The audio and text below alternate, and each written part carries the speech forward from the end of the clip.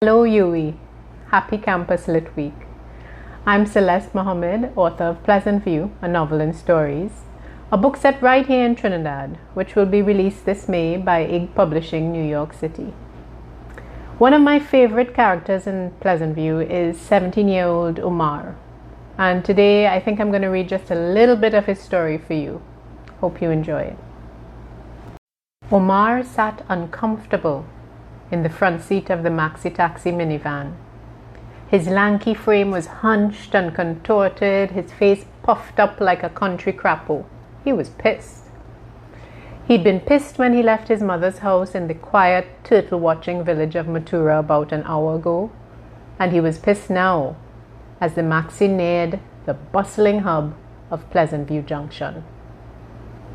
He didn't want to be back in Pleasant View, but his mother Josephine wouldn't listen. He didn't want to return to the tiny, suffocating room with the chicken wire window where he rented from the Jagroups. He didn't want to spend another day of his life bagging groceries at the Sayview supermarket. And to make matters worse, he didn't want the old, fragile picture frame in his duffel bag. But this morning, Josephine had made him take it anyway. The usual buildings, trees and savannas whooshed past. Omar sat tense, wincing with every pothole, gripping the duffel's strap, bracing the bag with his knee to keep it from falling. Josephine would never forgive him if he broke this stupid picture. Him and his father on the beach with a leatherback turtle. The photo had long ago faded and become welded to the glass, time and heat making them one 8x10 booby trap. Its only purpose was to ensnare Omar in dangerous thoughts of what was missing in his life, what had been missing for the past 11 years. Jacob Van der Zee, high and mighty turtle scientist, dashing Dutchman, runaway father.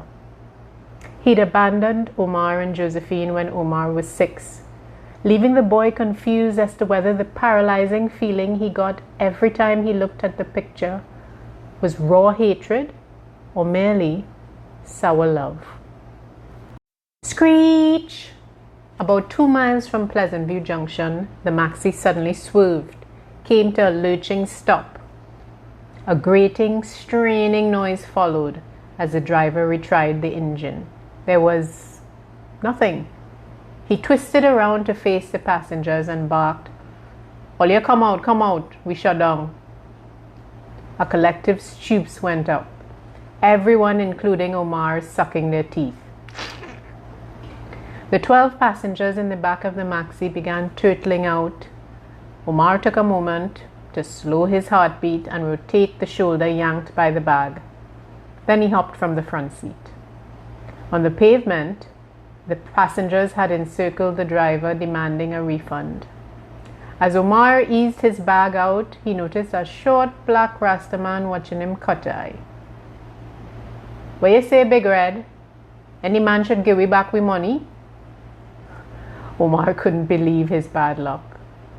Just because of his 6'4" height. Just because he looked big and strong. People always tried to recruit him for their dirty work. But why today? Today when he was so anxious to get to his room. Today when the sole challenge of his journey was to keep this picture frame unbroken. He wanted no run-ins with these Pleasant View people. He didn't know how to cuss like them, and he'd never really learned how to fight.